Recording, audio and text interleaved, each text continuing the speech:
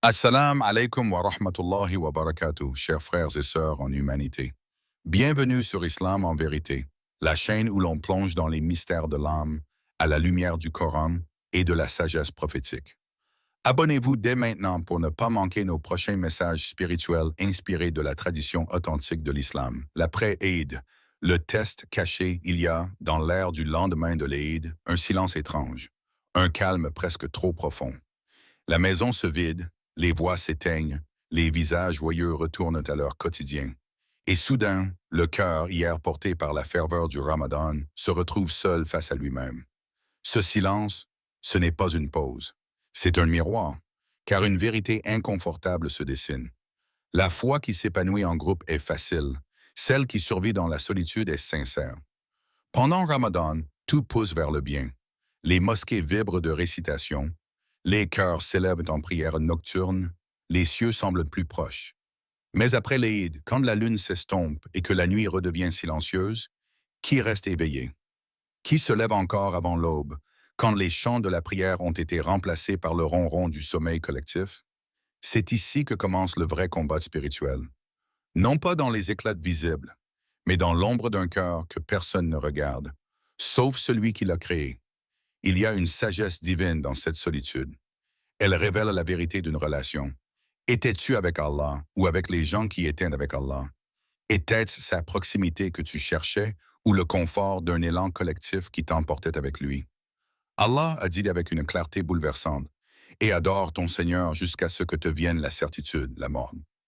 Surat al-Hijr 1599. Il n'a pas dit jusqu'à la fin du mois, ni jusqu'au retour du Ramadan. Il a parlé de constance, de persévérance, de ce lien qui ne se rompt pas avec les cycles lunaires. Il t'invite à un amour qui ne dépend pas du calendrier, mais d'un cœur vivant, jour après jour. Il est facile de se sentir pieux au milieu des pieux. Mais qu'en est-il lorsque le monde retourne à ses habitudes, lorsque les écrans reprennent leur pouvoir, lorsque les foules ne t'encouragent plus? Es-tu encore ce serviteur sincère? Ou étais-tu un invité temporaire dans le palais de la foi, pressé de repartir une fois la fête terminée? Regarde bien autour de toi. Le test n'est pas fini. Il commence maintenant. Dans le calme, dans l'absence, dans les jours normaux où rien ne pousse à prier, si ce n'est la voix d'Allah au fond de ton âme. Et toi, que fais-tu quand il n'y a plus Dieu sur toi? Est-ce que ta foi tient debout quand elle est nue de tout regard sauf celui d'Allah? Erreur gain, relâcher sa prière. Il était debout, les yeux encore lourds, les paupières tirées par le sommeil, le cœur encore tiède des nuits du Ramadan. Le lendemain de l'Eid, il avait mis son réveil comme à l'accoutumée pour la prière du Fajr. Mais cette fois, au moment de se lever, il se dit « C'est fini maintenant. Allah sait que je suis fatigué. Il comprendra. » Et il referma les yeux. Ce jeune homme, comme beaucoup, n'avait pas conscience que ce geste, ce simple retour à l'oreiller, venait de marquer le premier fil rompu de la corde qu'il avait si durement tissé pendant 30 jours. La prière, pourtant, n'était pas un effort parmi d'autres du Ramadan. Elle était le noyau autour duquel gravitait tout le reste. Le jeûne affame l'ego, l'aumône purifie la voix, la lecture du Coran éclaire l'âme, mais la prière, elle, est la respiration de l'âme. C'est le moment sacré où le serviteur se tient devant son Seigneur, vulnérable, petit, mais entièrement vu. Le prophète a dit, « La prière est la première chose sur laquelle le serviteur sera interrogé au jour du jugement. » Et combien de croyants récitent cela, sans en comprendre le poids? Le Ramadan crée un cadre, mais la prière, c'est ce qui demeure après. C'est ce qui témoigne de la réalité de ta foi quand il n'y a plus d'ambiance, plus de rappel, plus de minbar. C'est ce qui t'appelle, même lorsque ton âme crie fatigue. C'est l'appel du bien-aimé au milieu du tumulte de ce bas monde. Dans la sourate Al-Ma'un, Allah dit, avec une précision tranchante, « Malheur donc à ceux qui prient tout en négligeant leur prière. » 107, 4, 5. Il ne s'adresse pas ici aux mécréants, ni à ceux qui ont rejeté la prière totalement. Il parle à ceux qui prient, mais de façon négligente. Ceux qui la laissent glisser au fil des jours, comme si ce lien pouvait supporter l'oubli sans se briser. Ce jeune homme que nous évoquions plus tôt croyait que sa pause ne serait que temporaire. Mais les jours sont cruels avec ceux qui s'éloignent d'Allah. L'habitude de l'oubli s'est installée. Une prière ratée devient deux. Deux deviennent une semaine. Puis, un mois passe. et il se réveille un jour vide. Ce n'est pas la fatigue qui nous empêche de prier, c'est l'absence de présence, l'absence de conscience. Nous oublions que chaque prière est une invitation personnelle d'Allah, une main tendue 5 fois par jour pour nous relever, pour nous reconnecter à ce qui compte vraiment. Alors, que reste-t-il si l'on refuse cette main? Qui reste-t-il pour nous sauver? Quand même Allah ne nous entend plus nous adresser à lui, la prière n'est pas un devoir, c'est une grâce. C'est le fil d'or entre toi et celui qui t'aime sans condition. Tu n'es jamais seul, jamais. Erreur d'Augustin, revenir aux anciens péchés. Imagine une robe blanche, froissée par le quotidien, entachée de poussière et de noirceur. Puis, avec douceur, patience et soin, tu la laves jour après jour, durant un mois entier. Chaque prière, chaque larme dans le sujoud, chaque taïa récité dans le calme de la nuit, c'est comme un rinçage sacré. Ton vêtement retrouve sa clarté, ton cœur sa lumière. Puis vient l'aide, la joie, les embrassades, les bénédictions. Tu ressens enfin la légèreté d'un cœur purifié. Mais ensuite, certains retournent sans frissonner dans la boue qu'ils avaient quittée. Les écrans s'illuminent à nouveau de ce que les anges fuient. Les messages interdits reprennent, les regards s'égarent, la langue redécouvre le goût du sarcasme, de la médisance, du jugement. Et toi, tu regardes cette robe blanche et sans trembler, tu l'éclabousses. Pourquoi demander à Allah de te purifier si c'est pour replonger volontairement dans ce qui t'a sali? Pourquoi pleurer pendant la nuit du destin pour ensuite sourire au péché dans la lumière du jour? Certains diront, mais je suis faible. Et c'est vrai, nous le sommes tous, mais il y a une différence entre tomber malgré soi et courir vers ce qui blesse l'âme, entre lutter contre une tentation et lui dérouler le tapis rouge. Et pourtant, malgré cette trahison, malgré ces rechutes conscientes, Allah appelle encore, dit, ô mes serviteurs qui avez commis des excès à votre propre détriment, ne désespérez pas de la miséricorde d'Allah. Surat Az-Zumar 39-53. Il ne dit pas, vous qui avez péché. Il dit, vous qui avez commis des excès. Autrement dit, même ceux qui ont franchi toutes les limites ont encore un refuge. Mais ce refuge n'est pas une excuse pour persister. C'est une porte ouverte pour fuir, non pas pour s'installer. La vérité, c'est que ton âme ne sort jamais indemne du péché. Il laisse une trace, un voile, un goût amer que même les plaisirs du monde ne peuvent masquer. Tu peux rire avec tes amis, scroller sur ton téléphone, flirter avec ce qui est interdit. Mais le cœur, lui, se tait. Il s'éteint doucement. Et un jour, tu ne ressens plus rien, même dans la prière. Tu crois avoir trouvé la liberté, mais en réalité, tu es retourné enchaîné, volontairement, aux chaînes que le Ramadan avait brisées. Alors, ferme les yeux. Vois ton âme comme ce vêtement. Sens encore l'odeur de la purification du Ramadan. Elle n'a pas disparu. Tu peux encore la préserver, l'honorer, la protéger. Ne la jette pas dans la boue. Pas après tant d'efforts, pas après tant de larmes. Car Allah t'a élevé pendant Ramadan, non pas pour que tu redescendes, mais pour que tu apprennes à voler. Erreur Ndege 3. Oublier les bonnes habitudes prises. Te souviens-tu de ces nuits silencieuses où tu te levais quand le monde dormait encore? Ce n'était pas une contrainte, c'était une rencontre. Le cœur battait fort, les yeux mi-clos, mais l'âme, elle, était vivante. Chaque qiyam te donnait l'impression d'être vu, entendu, aimé. Tu sentais que tu appartenais à quelque chose de plus grand, que ton existence avait un poids dans l'invisible. Tu ouvrais le Coran, parfois sans tout comprendre, mais chaque mot te touchait, comme une caresse divine. Tu ne cherchais pas à tout maîtriser, tu cherchais simplement à être touché. Et tu l'étais. Tu te souviens, n'est-ce pas bon? Ce moment où, à travers un verset, tu as eu la sensation qu'Allah te parlait, à toi et toi seul. Tu pesais chaque mot. Tu t'abstenais de commenter les erreurs des autres. Tu avais compris que surveiller ta langue, c'était garder ton cœur propre. Tu ressentais une paix nouvelle, celle qui naît de la maîtrise de soi. Un calme étrange, comme si le monde extérieur ralentissait et que l'intérieur s'illuminait. Et maintenant, qu'en fais-tu? Tu as planté une graine pendant Ramadan. Elle a germé. Elle a même commencé à fleurir.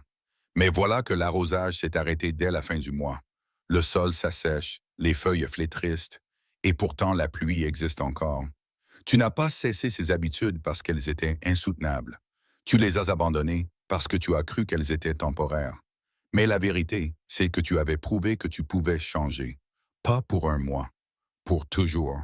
Ramadan n'était pas un sommet à atteindre. C'était un modèle, une démonstration, une preuve. Voici de quoi tu es capable quand tu es aligné avec ton âme. Allah décrit les serviteurs du tout miséricordieux dans la sourate Al-Furqan comme étant équilibrés, constants, et ceux qui, lorsqu'ils dépensent, ne sont ni prodigues ni avares, mais se tiennent au juste milieu. Sourate Al-Furqan 25,67. Ce n'est pas l'excès qu'il aime, ni la sécheresse, mais la régularité, la continuité, le juste milieu. Ce n'est pas de veiller toutes les nuits quand il exige, mais de rester éveillé à ton engagement. Il ne te demande pas d'être parfait. Il te demande de ne pas revenir en arrière, après avoir connu la douceur de la progression. Alors, pourquoi abandonner ce qui t'a rendu vivant? Pourquoi poser la lampe une fois que tu as enfin vu la lumière? Tu as goûté à cette proximité, ce calme, cette élévation. Pourquoi retourner à l'ombre? Pourquoi marcher à tâtons quand tu as appris à avancer en pleine clarté? La porte n'a jamais été fermée. Le rythme n'a jamais été brisé. C'est toi qui as posé l'instrument. Mais la mélodie, elle, est encore là. Attendant que tu rejustes ta note. Erreur indique 4. Rompre les liens familiaux. Il avait les bras croisés, le visage fermé. Cela faisait 5 ans qu'il n'avait pas adressé un mot à sa sœur. Une dispute banale, une parole de trop, un silence qui s'est installé, jusqu'à devenir un mur. Et ce mur, il l'avait accepté. Il l'avait même justifié. Elle n'a qu'à s'excuser. Elle sait très bien ce qu'elle a fait. Mais ce jour-là, l'Aïd venait tout juste de s'achever. L'appel à la prière résonnait encore dans son cœur. Il y avait cette douceur résiduelle du Ramadan. Quelque chose en lui, une petite voix, devenait plus forte que son orgueil. Il a regardé son téléphone. Il a hésité. Puis, il a composé le numéro. 2 sonneries. Elle décroche. Pas de mots. Juste un silence et puis des sanglots. De l'autre côté, elle pleure. Lui aussi. Et dans ce moment suspendu, il dit simplement « Pardonne-moi ». Plus tard, il confiait à un ami. C'est comme si un poids de 5 ans venait de quitter ma poitrine. Ce poids, c'était la rupture, la cassure d'un lien que Dieu lui-même a sanctifié. Dans le Coran, Allah ne dit pas simplement d'être gentil avec la famille. Il parle de maintenir les liens du sang comme une responsabilité spirituelle. Et craignez Allah par qui vous vous demandez les uns aux autres et préservez les liens de parenté. Sourate An-Nisa 4.1. Rompre les liens familiaux, ce n'est pas seulement un drame émotionnel. C'est une faille dans la baraka de ta vie, car celui qui tourne le dos à sa famille tourne le dos à la source même de sa miséricorde terrestre. Comment peut-on demander à Allah d'unir nos cœurs à lui, quand on refuse d'unir nos cœurs à ceux qui portent notre sang? L'Eid est un jour de retrouvailles, un jour où les cœurs sont tendres, où les rancunes sont prêtes à s'effriter. Et pourtant, combien d'entre nous gâchent cette lumière par de vieilles colères, des jugements figés, des silences amers? Tu dis peut-être, mais ils m'ont blessé. Peut-être, mais toi aussi tu as blessé ton Seigneur encore et pourtant il t'a laissé vivre, t'a laissé parler, manger, aimer, espérer, et tu veux sa miséricorde, sans la donner à ton propre frère, à ta propre mère, à ton oncle, à ton fils. Ne sous-estime jamais la baraka du pardon. Ce n'est pas seulement un acte de bonté, c'est une porte de risque, de santé, de paix. Le pardon libère 2 âmes à la fois. Il ne te diminue pas, il t'élève. Et parfois, celui que tu pardonnes, c'est toi-même. Alors, qui dois-tu appeler aujourd'hui? Qui as-tu rayé de ta vie que Dieu t'avait confié comme épreuve ou comme bénédiction? Ne laisse pas une rancune humaine t'éloigner d'une proximité divine. Erreur de 5. S'endormir spirituellement. Il ne s'agit pas ici du sommeil de la nuit, mais d'un sommeil plus subtil, plus dangereux, celui de l'âme, celui qui te laisse croire que tu es encore debout, alors que tu es tombé depuis longtemps. Pendant Ramadan, tu avais des repères. Un horaire pour te lever, pour rompre le jeûne, pour prier. Une routine, récitation du Coran, sadaka, dhikr, invocation, introspection. Un objectif, te rapprocher d'Allah, effacer ton passé, écrire un nouveau chapitre. Et puis l'Aïd arrive. Le rythme se brise, le cœur ralentit, et sans même t'en rendre compte, tu t'endors. Pas physiquement, spirituellement. C'est un endormissement doux, imperceptible. Tu continues de prier, mais mécaniquement. Tu dis Alhamdulillah, mais sans frisson. Tu entends le rappel, mais ton cœur n'écho pas. Et ce qui rend ce sommeil si dangereux, c'est qu'il donne l'illusion d'être réveillé. Tu penses que tu avances, mais tu fais du surplace. Tu crois que ton cœur est vivant, alors qu'il s'est recouvert de poussière. Allah nous a avertis de cet état dans des mots d'une puissance inouïe. Par le temps, l'homme est certes en perdition, sauf ceux qui croient, accomplissent les bonnes œuvres, s'enjoignent mutuellement la vérité et s'enjoignent la patience. Surat Al-Tun. Ce verset n'est pas une simple mise en garde. C'est un cri d'alerte. Il ne dit pas certains hommes, mais l'homme dans sa globalité. Il est en perdition par défaut, sauf s'il lutte contre le courant, contre la chute, contre l'oubli. Et c'est précisément là que le sommeil spirituel est si subtil. Il n'est pas la négation de la foi, mais son émoussement. Tu ne renies pas Allah, tu l'oublies doucement. Tu ne rejettes pas la vérité, tu la repousses à demain. Tu ne tombes pas d'un coup, tu t'inclines millimètre par millimètre jusqu'à ne plus pouvoir te redresser. Alors, pose-toi cette question simple. Quand as-tu pleuré pour la dernière fois dans ta prière? Quand as-tu ressenti le poids d'un verset dans ta poitrine? Quand as-tu fait quelque chose uniquement pour qu'Allah te regarde avec amour? Le réveil n'est pas brutal, il est doux, intime. Il commence par un soupir, un regret, une invocation au fond du cœur. Ya Rab, réveille-moi. Car tant que tu vis, il y a de l'espoir. Tant que ton cœur bat, il peut encore frémir. Tant que ta langue peut dire Astagfirullah, le voile peut encore être levé. Ne laisse pas le Ramadan devenir un souvenir. Laisse-le devenir un témoin. Une preuve que tu as connu l'éveil et que tu as choisi de ne plus jamais t'endormir.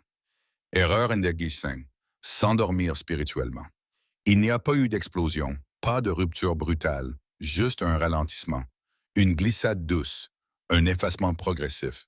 Tu ne t'es pas dit « je vais m'éloigner », mais tu as cessé de courir. Tu étais en marche pendant Ramadan. Le cœur battait au rythme de tes objectifs. Chaque nuit avait un sens. Chaque journée portait un poids sacré. Tu te levais avant l'aube, tu planifiais tes lectures, tu faisais attention à tes pensées, à ta langue, à ton cœur. Tu étais présent à toi-même. Et puis, le mois s'est terminé. La fête est passée et quelque chose en toi s'est assoupi. Pas d'un sommeil profond, pas d'un rejet, mais d'une léthargie spirituelle. Tu continues tes gestes, tu pries, mais sans trembler. Tu écoutes, mais sans entendre. Tu réponds « Amen », mais ton âme ne suit pas. Et c'est là le piège le plus sournois du shaitan. Il ne vient pas te dire de renier Allah. Il te laisse t'endormir doucement en croyant que tout va bien. Le sommeil spirituel, ce n'est pas l'oubli, c'est l'illusion de l'éveil. Tu crois être debout alors que tu somnoles. Tu crois avancer alors que tu tournes en rond. Tu crois être vivant alors que ton cœur s'est recouvert de brume. Écoute bien ce que dit Allah dans la sourate Al-Asr, un verset si court mais si tranchant qu'il suffisait à réveiller les compagnons. Par le temps, l'homme est en perdition, sauf ceux qui croient, accomplissent les bonnes œuvres, s'enjoignent mutuellement la vérité et s'enjoignent la patience. Sourate Al-Asr. Il ne dit pas que les perdus sont rares, il dit que tous le sont, par défaut, par nature, par habitude, sauf ceux qui se battent contre le courant. Tu vois, ce n'est pas le simple fait d'avoir cru un jour qui te sauve, c'est le maintien de la foi, l'entretien, l'effort quotidien. C'est ce qui y a même quand le mois s'est fini. C'est ce Coran ouvert même sans la pression du calendrier. C'est cette main tendue vers Allah, même dans les moments où tout semble calme. Si tu ressens que tu t'endors, c'est ce que ton âme, quelque part, te supplie de la réveiller. Ne l'ignore pas, car certains dorment et ne se réveillent qu'au moment où les anges viennent reprendre leur souffle. Et là, le temps n'est plus qu'un regret. Tant que tu respires, il n'est pas trop tard. Réveille-toi, même lentement, même timidement, mais réveille-toi avant que ce ne soit le sommeil éternel. Conseil prophétique. La constance, même petite parfois, tu veux tout faire. Lire un juz par jour, jeûner tous les lundis et jeudis, terminer le Coran chaque mois, te lever chaque nuit pour prier. Et quand tu échoues à maintenir ce rythme, tu t'arrêtes, tu abandonnes tout. comme si Allah t'aimait seulement quand tu étais à ton sommet, comme si la valeur de tes œuvres dépendait de leur intensité visible. Mais ce n'est pas ce que ton prophète t'a enseigné. Il a dit, avec une sagesse qui guérit les cœurs fatigués, les œuvres les plus aimées d'Allah sont celles qui sont constantes, même si elles sont peu. Rapporté par Al-Bukhari et Muslim. Pas les plus longues, pas les plus impressionnantes, pas celles qui font pleurer les gens autour de toi, mais celles que tu gardes avec sincérité, avec amour, avec régularité. Une page de Coran par jour, 2 unités de prière dans le calme de la nuit, un subhanallah murmuré pendant que tu marches, une aumône discrète chaque semaine qui n'impressionne personne, sauf les anges. Ce sont ces petites lumières qui éloignent les grandes ténèbres, ces gouttes d'eau qui nourrissent ton jardin intérieur, jour après jour. Ce fil invisible qui te relie à ton Seigneur, sans bruit, sans foule, sans apparat, souviens-toi, Shaitan préfère que tu sois enthousiaste une semaine, puis inactif 3 mois. Mais Allah aime le fidèle discret, celui qui ne fait pas de bruit, mais qui revient toujours. Même après une chute, même après l'oubli, même quand c'est difficile. L'adoration n'est pas un sprint, c'est une lanterne que tu portes dans la nuit. Et tant que tu la tiens, même faiblement, tu n'es pas perdu. Le Coran dit, « Et quant à ceux qui se sont guidés, Allah augmente leur guidance et leur accorde leur piété. » Sourate Muhammad 47, 17. Tu vois, il suffit de marcher pour qu'Allah t'apprenne à courir. Il suffit de vouloir pour qu'Allah facilite. Alors ne méprise jamais une bonne action, même minuscule. Parce que ce que toi tu trouves petit peut être immense aux yeux de celui qui voit la constance de ton cœur. Le vrai Eid est le jour où tu rencontres Allah. Le jour de l'Eid, les rues sont animées, les vêtements repassés, les sourires affichés. Les parfums flottent, les photos sont prises, les tables sont pleines. Mais dans le silence d'un cœur sincère, une question résonne. Est-ce vraiment ça, l'Eid? Car le prophète n'a jamais défini la fête par le décor. Il ne l'a jamais mesuré à la quantité de plats, ni au nombre de likes. Il disait que le vrai Eid, c'est le jour où le cœur est lavé, le lien avec Allah renforcé, l'âme en paix. Le vrai Eid, c'est le jour où tu es capable de regarder ton âme et de la trouver en paix avec son Seigneur. Quiconque espère la rencontre de son Seigneur, qu'il fasse de bonnes œuvres et n'associe personne dans l'adoration de son Seigneur. Sourate Al-Kahf 18-110. Ce verset, c'est un rappel pour ceux qui regardent au-delà du festin, au-delà du tissu, au-delà de la façade. Tu veux le vrai Eid? Cherche-le dans ton salat discret que personne n'a applaudi, dans ton pardon silencieux que tu as donné alors qu'on ne l'a pas demandé, dans ta lutte intérieure invisible mais constante. Car le vrai Eid n'est pas une date sur le calendrier, c'est un état de l'âme. Et le plus grand Eid, ce sera le jour où tu verras le visage d'Allah. Ce sera le moment où ton âme, fatiguée de ce monde, entendra ces mots. Ô âme apaisée, retourne vers ton Seigneur, satisfaite et agréée. Sourate Al-Fajr, 89, 27, 28. Ce sera ton Eid éternel, sans fin, sans séparation, sans douleur, uni à celui que tu invoquais dans le noir, dont tu cherchais le pardon avec des larmes, que tu aimais sans l'avoir vu. Message final, abonnez-vous à Islam en vérité, pour nourrir votre foi, même après Ramadan. Partagez cette vidéo avec ceux que vous aimez, car le rappel profite aux croyants. Et surtout, souvenez-vous, Allah vous voit, Allah vous entend, Allah vous aime. Pas seulement en Ramadan, mais chaque jour où votre cœur l'appelle sincèrement. Et peut-être qu'un jour, le vrai Eid sera votre retour à lui.